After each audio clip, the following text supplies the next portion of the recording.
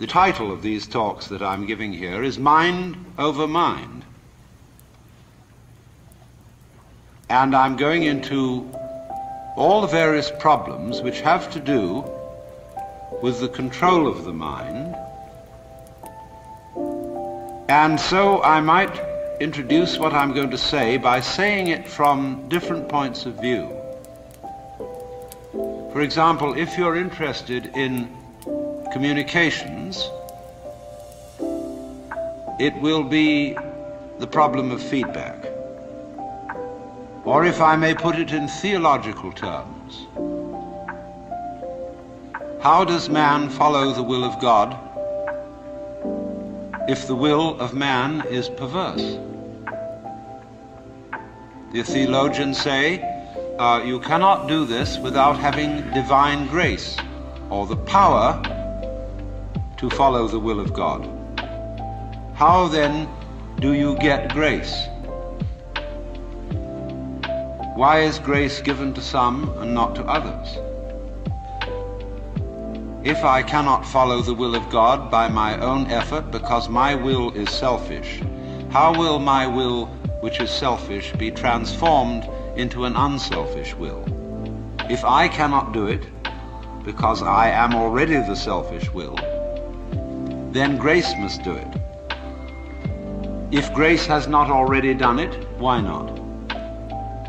Because I didn't accept it? But by definition I had no power to accept it because my will was selfish.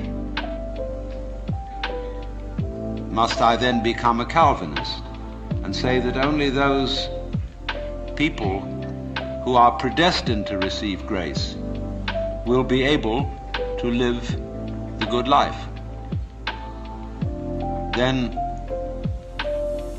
we come back to the inadmissible position that people who live evil lives and do not get grace because they are not predestined to it out of the infinite wisdom of the Godhead, then God himself must be held responsible for their evil deeds. And so that is a nice little tangle. If I put this in the language of Oriental philosophy and religion, it would be something like this. The Buddha said that wisdom must come only from the abandonment of selfish craving or desire. One who abandons that desire attains nirvana, which is supreme peace, liberation. Nirvana means in Sanskrit blow out. That is, exhale the breath. The opposite, desire, is to breathe in. Now if you breathe in and hold it, you lose your breath. But if you breathe out, it comes back to you. So the principle here is, if you want life, don't cling to it. Let go. But the problem is, if I desire not to desire, is that not already desire? How can I desire not to desire? How can I surrender myself when myself is precisely an urge to hold on, to cling to life, to continue to survive? I can see rationally that by clinging to myself I may strangle myself. I may be like a person who has a bad habit, as a result of which he is committing suicide. And he knows that, but can't give it up, because the means of death are so sweet. So it all comes down to this basic question, that human beings have for a long, long time been concerned about transforming their minds. Is there any way in which one's mind can be transformed? Or is it simply a process which is nothing more than a vicious circle? I could ask, why have you come here this afternoon? What were you looking for? Would it be too presumptuous of me to say that you were looking for help? That you hoped you would hear somebody who had something to say that would be of help and relevance to you as members of a world which is running into the most intense difficulty. A world beset by a complex of problems, any one of which would be bad enough. But when you add together all the great political, social, and ecological problems with which we are faced, they are appalling.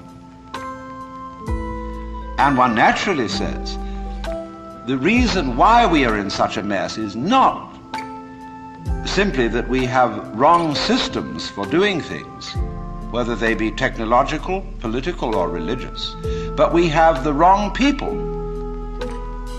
The systems may be all right, but they are in the wrong hands because we are all, in various ways, self-seeking, lacking in wisdom, lacking in courage, afraid of death, afraid of pain, unwilling really to cooperate with others, unwilling to be open to others. And we all think that's too bad. It's me that's wrong. And if only I could be the right person. Is this man going to tell me something that will help me to change myself so that I will be a more creative and cooperative member of the human race? I would like to improve. So in so many people's minds and from so many different angles, there is this urgent feeling that I must improve me. And this is critically important because it's obvious that, at least it's superficially obvious, that the way things are, we are going to hell fast. Now in this question, can I improve me? There is the obvious difficulty that if I am in need of improvement, the person who's going to do the improving is the one who needs to be improved. And there immediately we have a vicious circle. All right, you want grace? Well, ask God, maybe he'll give it to you. And the theologian will tell you, yes, God gives his grace freely. He gives it to all because he loves all. It's here like the air. All you have to do is receive it. Or a more orthodox, a Catholic Christian would say, all you have to do is to be baptized, to take the holy sacrament of the altar, the bread and wine, the body and blood of Christ, and there is the grace right there. And it's given by these simple physical means so that it's very easily and readily available. Well, a lot of people got baptized, and it doesn't always take. People fall from grace. Why do they?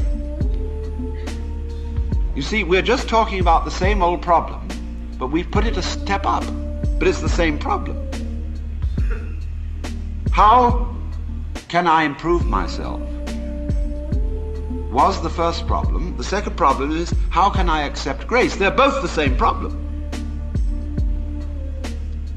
Because you've got to make a move which will put yourself out of your own control into the control of a better. If you don't believe in the Christian kind of a God, you can believe in the Hindu kind of a God, who is your inner self. You see, you've got a lower self, which you can call your ego. That's that little scoundrelous fellow. It's always out for me.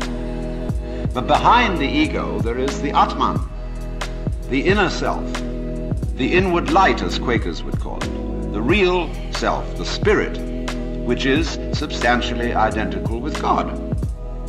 So you've got to meditate in such a way that you identify with your higher self. Now, how do you do that? Well, you start by watching all your thoughts very carefully, watching your feelings, watching your emotions. so that you begin to build up a sense of separation between the watcher and what is watched, so that you are, as it were, no longer carried away by your own stream of consciousness. You remain the witness, impassively, impartially, suspending judgment and watching it all go on.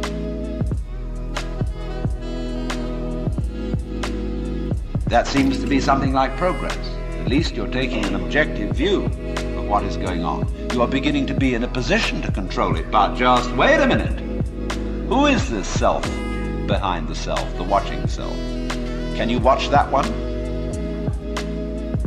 It's interesting if you do, because you find out, of course, that this is just as the problem of grace is nothing more than a transposition of the first problem. How am I to be unselfish? By my own power. It becomes, how am I to get grace by my own power? So in the same way, we find that the watching self, or the observing self, behind all our thoughts and feelings, is itself a thought. That is to say, when the police enter a house in which there are thieves, the thieves go up from the ground floor to the first floor. When the police arrive on the first floor, the thieves have gone up to the second, and so to the third, and finally out to the roof. And so when the ego is about to be unmasked, it immediately identifies with the higher self. It goes up a level, because the religious game is simply a refined and highbrow version of the ordinary game. How can I outwit me? How can I one-up me? So, if I find, for example, that in the quest for pleasure, the ordinary pleasures of the world, food, sex, power, possessions, all this becomes a drag, and I think, no, it isn't there, so I go in for the arts, literature, poetry, music, and I absorb myself in those pleasures, and after a while they aren't the answer, so I go to psychoanalysis, you see, and then I found out that's not the answer. I go to religion. But I'm still seeking what I was seeking when I wanted candy bars. I want to get that goodie. Only I see now that, of course, it's not going to be a material goodie. All material goodies fall apart. But maybe there's a spiritual goodie that's not going to fall apart. But in that quest, the quest is not different from the quest for the candy bar. Same old story, only you've refined the candy bar and made it abstract and holy and blessed and so on. So it is with the higher self. The higher self's your old ego.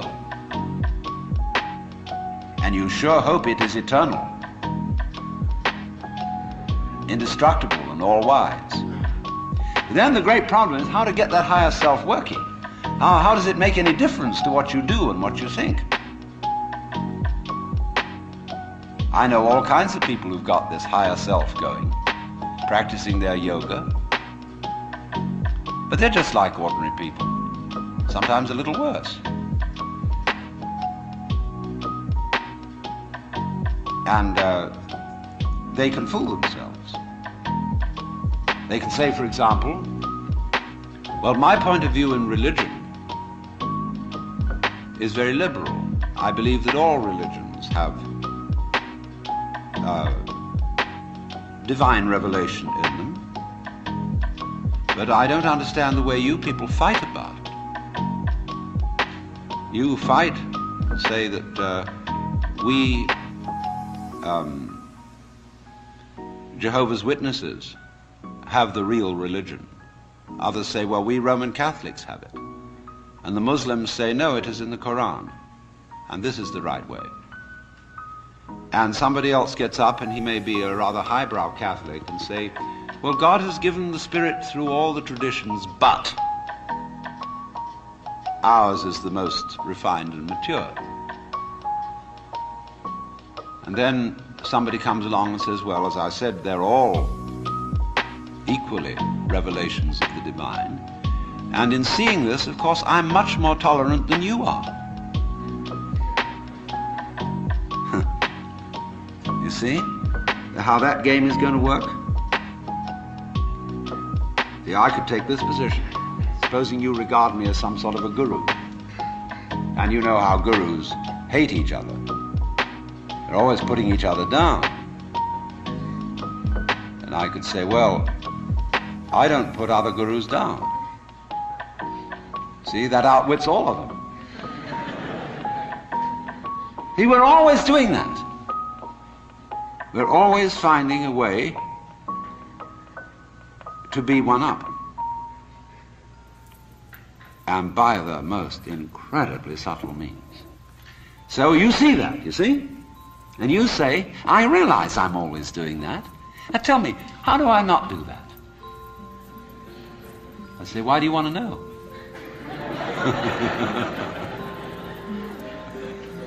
Well, I'd be better that way.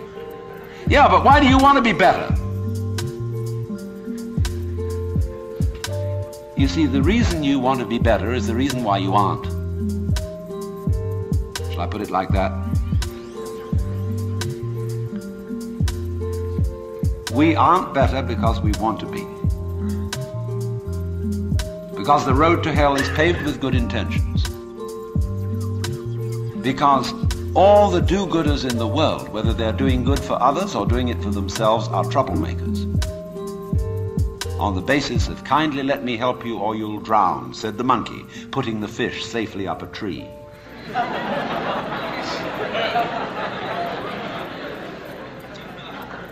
We white Anglo-Saxon Protestants, British, German, American, have been on a rampage for the past 100 or more years to improve the world.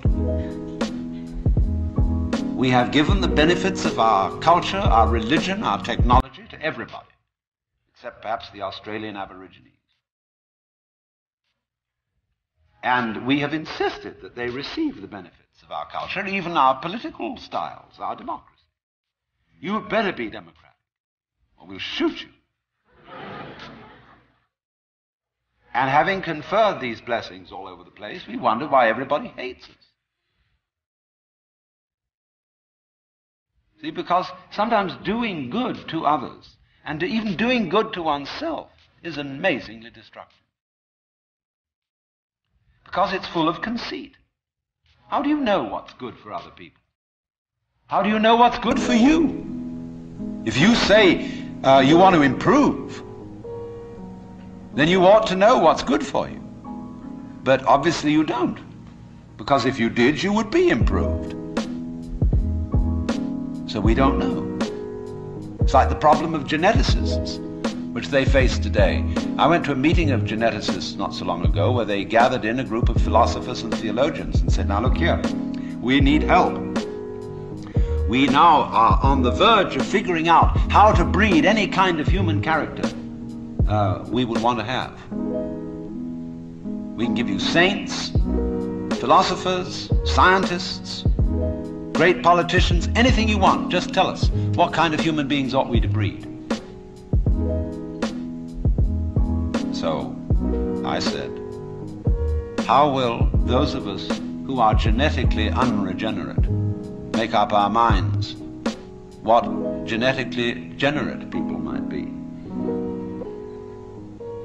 Because I'm afraid very much that our selection of virtues may not work.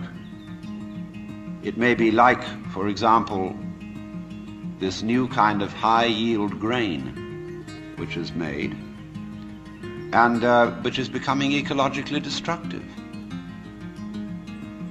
When we interfere with the processes of nature and breed efficient plants and efficient animals, there's always some way in which we have to pay for it. And I can well see that eugenically produced human beings might be dreadful. I just want to be with you right now. We could have a plague of virtuous people. Do you realize that? Any animal considered in itself is virtuous, does its thing, but in crowds they're awful. Like a crowd of ants or locusts on the rampage. They're all perfectly good animals, but it's just too much. I could imagine a perfectly pestiferous mass of 1,000,000 saints. So I said to these people, look, there's the only thing you can do. Just be sure that a vast variety of human beings is maintained. Don't please breed us down to a few excellent types. Excellent for what?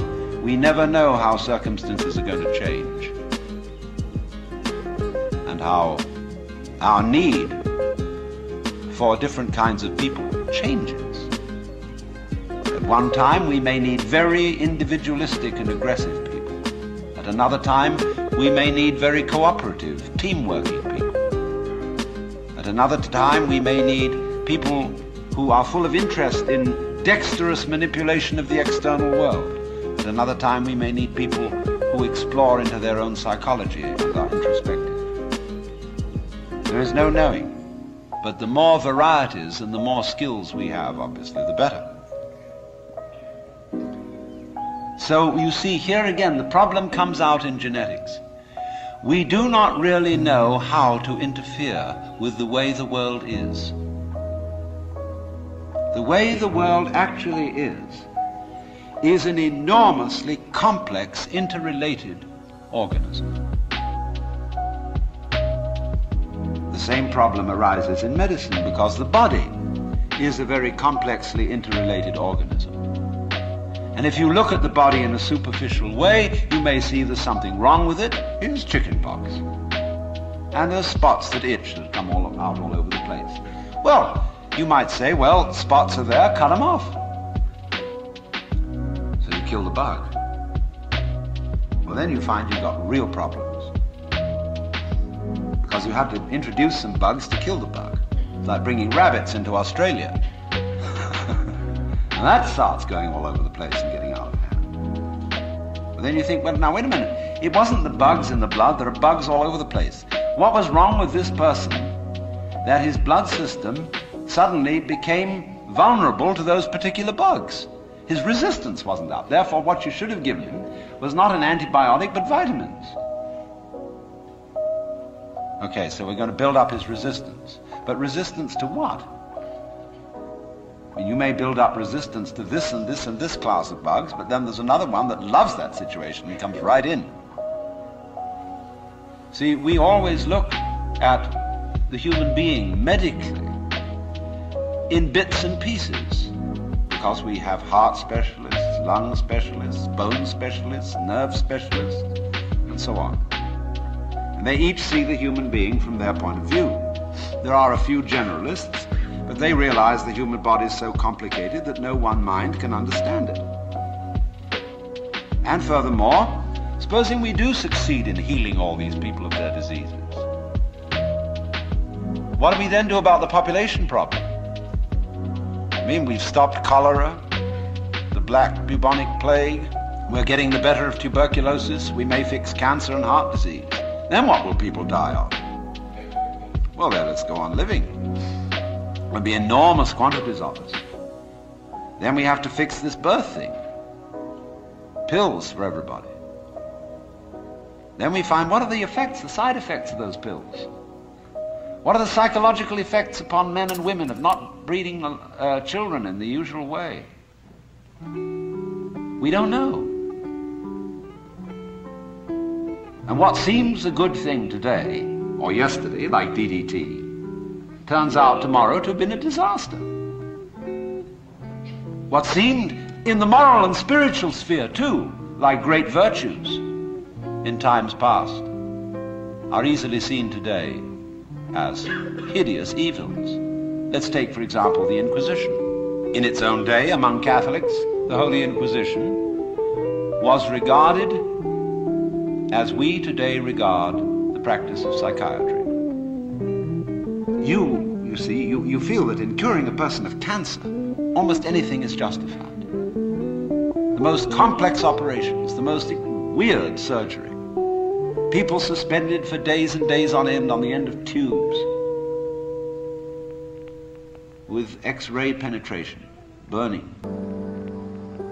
Or people undergoing shock treatment, people locked in the colorless, monotonous corridors of mental institutions. In all good faith, they knew that witchcraft and heresy were terrible things, awful plagues, imperiling people's souls forever and ever. So any means were justified to cure people of heresy. We don't change. We're doing the same thing today, but under different names. We can look back at those people and see how evil that was, but we can't see it in ourselves. So therefore, beware of virtue.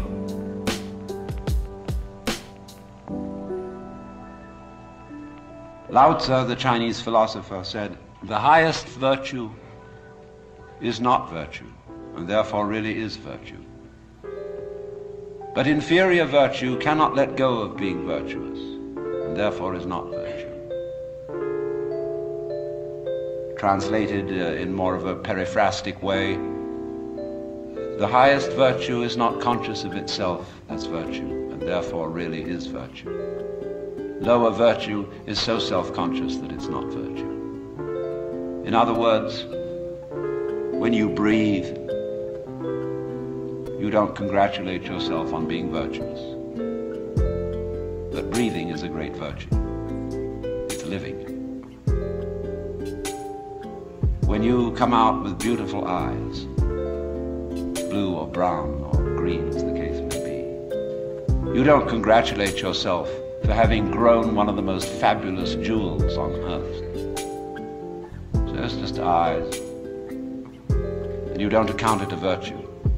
To see, to entertain the miracles of color and form. You say, oh, that's just... But that's real virtue.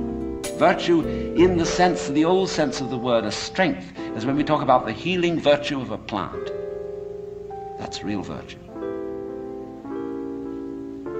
But the other virtues are stuck on. They're ersatz, they're imitation virtues.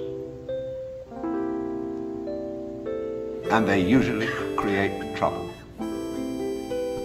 Because more diabolical things are done in the name of righteousness.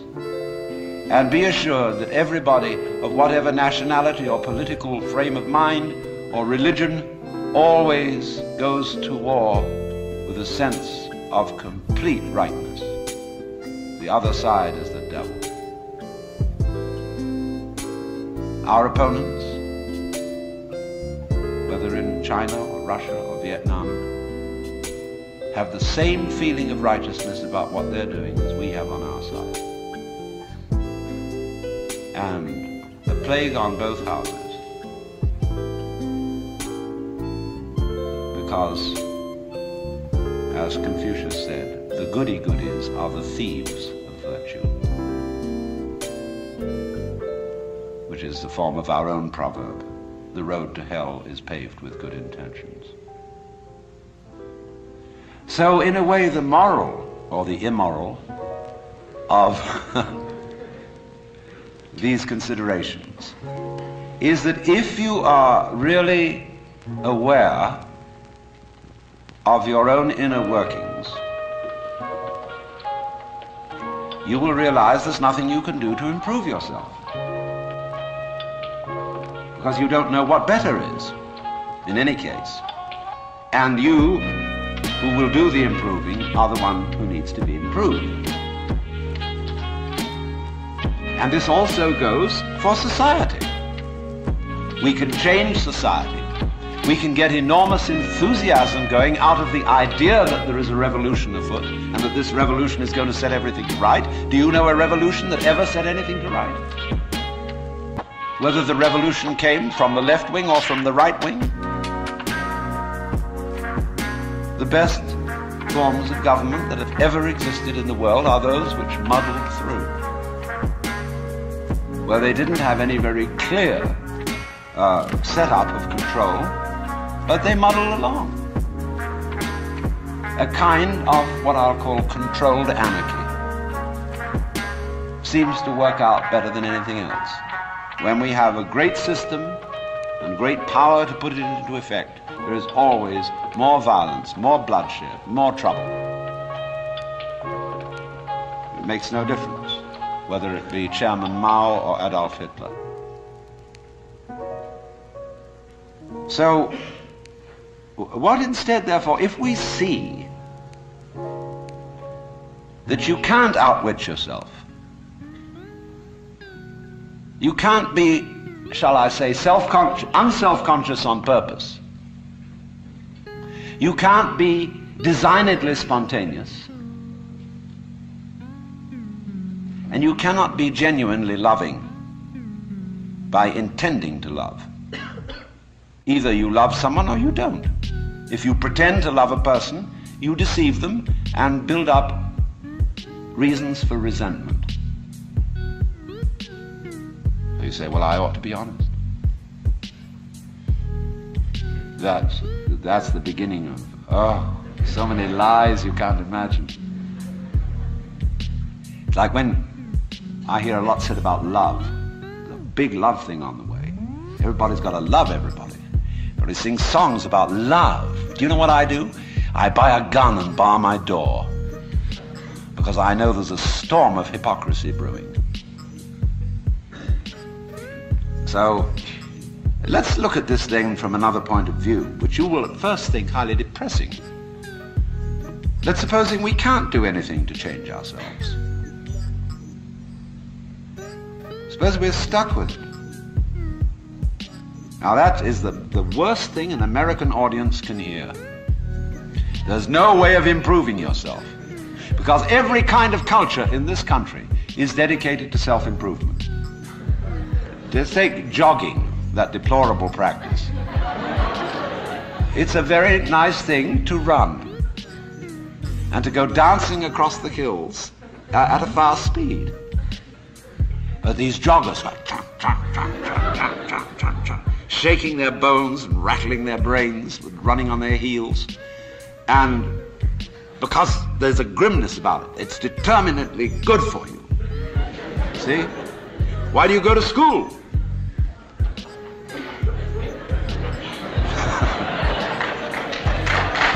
No. Now look. Now wait a minute. You may not clap when I'm through. There's only one reason for going to school. And that is that somebody's got something here, whether it's a professor or a library, that you want to find out. That you are incredibly interested in. How to write Chinese characters, or how to understand botany. And you would like to know. You're just interested in flowers. And you would like to find out everything there is to be known about them. That's the point of coming here. Or you might like to know how to practice yoga. There are courses now being offered at UCLA on Kundalini Yoga for credit. Pretty funny when I think back 10 years. But the whole point of coming to school is that you're interested in something. You don't come to improve yourself. But the trouble is that the schools got the wrong idea. They gave people honors for learning. And the reward for studying French should be the ability to speak French and enjoy reading French and having fun with French people. But when you get a degree for it, then the degree becomes the point in a game of one-upmanship. And of course, one-upmanship is the main business of the educational community today. You learn all the rules of how to be a good professor. It's instructive to go to a professional professor's meeting. In my field, which is philosophy, you go to a congress of philosophers, and you'll find when they all get together in the bar or in the restaurant in somebody's room, the one thing they don't talk about is philosophy.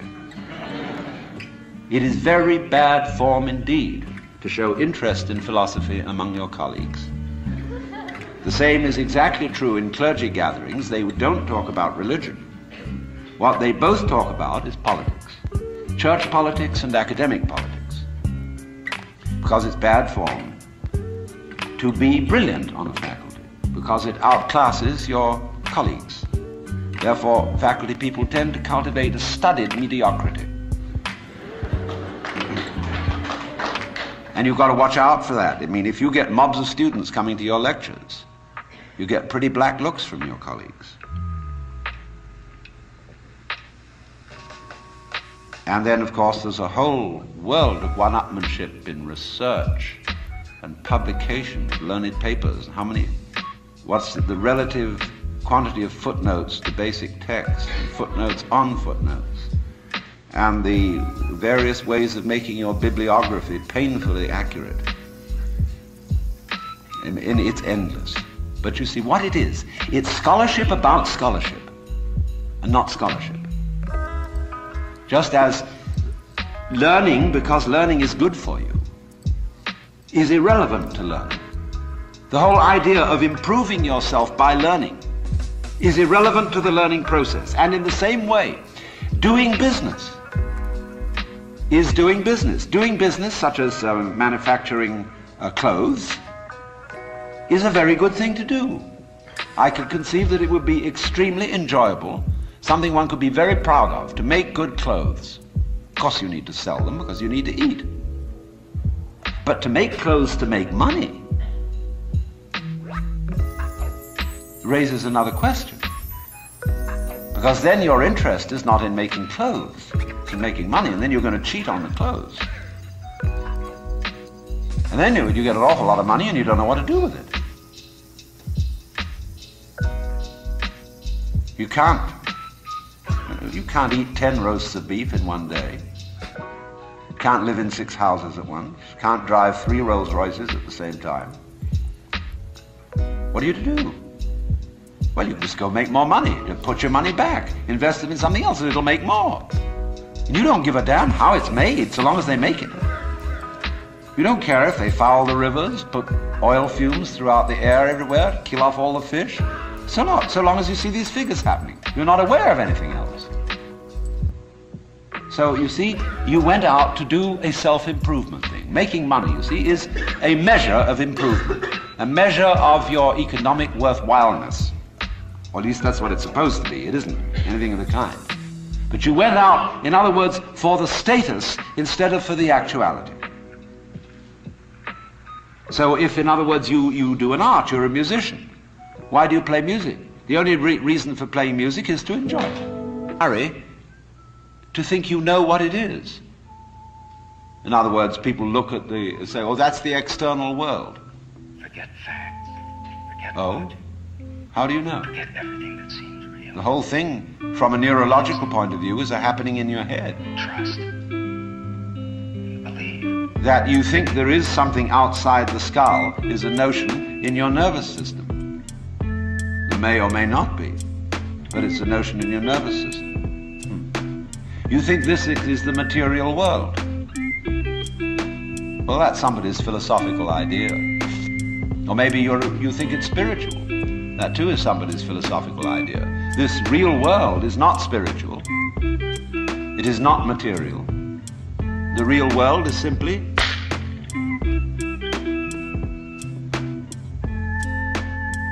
so could we look at things in that way? Without, as it were, fixing labels and names and gradations and judgments on everything, but watch what happens. Watch what we do. Now you see, if you do that, you do at least give yourself a chance. And it may be that when you are in this way freed from busybodiness and being out to improve everything, that your own nature will begin to take care of itself. Because you're not getting in the way of yourself all the time. You will begin to find out that the great things that you do are really happenings. For example, no great genius can explain how he does it. Yes, he said, I have learned a technique to express myself. Because I had something in me that had to come out, I had to know how to give it out. So if I were a musician, I had to learn how music is produced. That means learning to use an instrument or learning a technique of musical notation or whatever it may be. If I want to describe something, I have to learn a language so that others can understand me. I need a technique. But then beyond that, I'm afraid I can't tell you how it was that I used that technique to express this mysterious thing I wanted to show you. If we could tell people that, we would have schools where we would infallibly train musical geniuses, scientific miracle minds. And there would be so many of them, we wouldn't know what to do with them. Geniuses would be a dime a dozen. And then we would say, well, these people are after all not very ingenious. You know, PhDs, how many of them are there? Because what is fascinating always about genius is the fellow does something we can't understand. He surprises us. But you see, just in the same way, we cannot understand our own brains. Neurology knows relatively little about the brain, which is only to say that the brain is a lot smarter than neurology.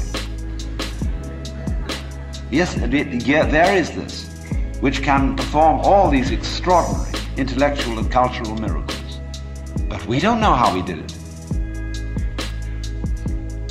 We did.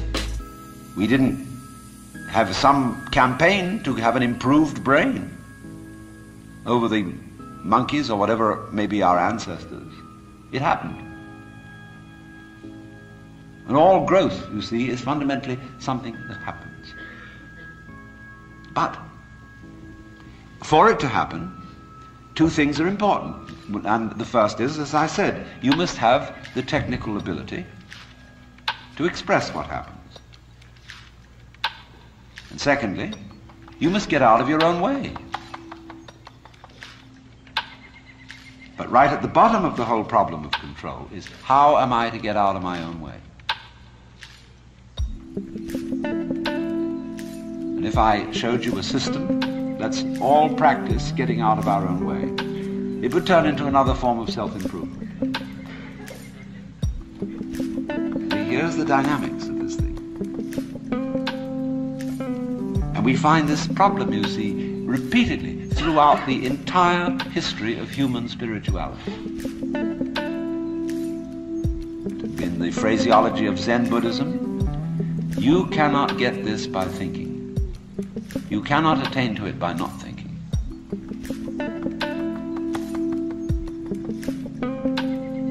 It is only, you see, as getting out of your own way ceases to be a matter of choice. When you see that there's nothing else for you to do. When you see, in other words, that doing something about your situation is not going to help you. When you see equally that trying not to do anything about it is not going to help you. Where are you? Where do you stand? You're nonplussed. And you are simply reduced to watching. Now you may say, I need some help in this process, and therefore I am going to find someone else to help me. It may be a therapist. It may be a clergyman. It may be a guru. It may be any kind of person who teaches a technique of self-improvement. Now, how will you know whether this person is able to teach you? How can you judge, for example, whether a psychotherapist is effective or just a charlatan? How can you judge whether a guru is himself spiritually wise or merely a good chatterbox? Well, of course, you ask your friends, you ask his other students or patients, and they're all, of course, enthusiastic. You have to be enthusiastic when you've bought something expensive. If you bought an automobile which turned out to be a lemon, it's very difficult to admit that it was a lemon and that you were fooled. And it's the same when you buy a religion or an expensive operation. But what people do not sufficiently realize is that when you pick an authority, whether it's a psychotherapeutic one or a religious one, you chose it. In other words, that this fellow or this book or this system is the right one is your opinion. And how are you competent to judge? After all, if you're saying to this other person or other source, I think you are the authority, that's your opinion. So you cannot really judge whether an authority is a sound authority unless you yourself are a sound authority. Otherwise you may just be being fooled. You may say, for example, I believe that the Bible is the Word of God. All right, that's your opinion. I know the Bible says it's the Word of God, but it's your opinion that the Bible is not lying. The church says the Bible is the Word of God, but it's your opinion that the church is right. You cannot escape from that situation. It's your opinion. So you see, when you select an authority who will help you to improve yourself, it's like hiring the police out of your tax money and putting them in charge of seeing that you obey the law. I mean, can't you take care of yourselves? I mean, is this the land of the free and the home of the brave, or isn't it? But you see, nobody seems to want to be in charge of themselves because they feel they can't do it. As St. Paul said, to will is present with me, but how to do good I find not. For the good that I would, I do not, and the evil that I would not, that I do. So, there at once, we are in difficulty. Because trying to improve yourself is like trying to lift yourself up into the air by tugging at your own bootstraps. And it can't be done. Now, there are all sorts of ways in which religious people try to explain that it can be done. I referred already to the grace of God. They say, no, you can't do the job yourself, because the improving you is the one that needs to be improved. Therefore, you have to say, God, help me. Now, of course, that God exists is your opinion. That God will answer your prayer is your opinion. And your idea of God is your idea of God. If you bought somebody else's script, you bought it. Maybe your mother and father talked to you about God in a very impressive way. But basically, you bought their idea. And if you're a father yourself, I'm a grandfather now, I've got 5 grandchildren. And I know I'm as stupid as my own grandfather must have been. You know, I am one. I sit there in the position which they look at, think, oh, wowee, that's an important man. I know that. I'm just like anyone else. So, I hope my children are not believing things on my authority, because it's always their authority. If I look impressive and make big noises at them, they've just been taken in.